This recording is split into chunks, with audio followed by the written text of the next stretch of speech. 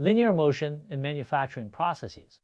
Linear motion and linear rail systems play a pivotal role in modern manufacturing processes, enabling smooth and precise movement through various stages of production.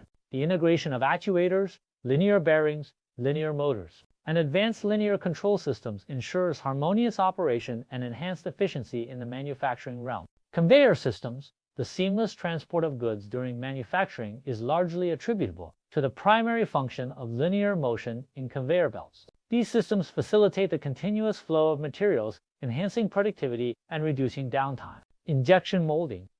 Linear actuators play a crucial role in injection molding machines, facilitating precise movements that ensure the production of items with accurate shapes and dimensions.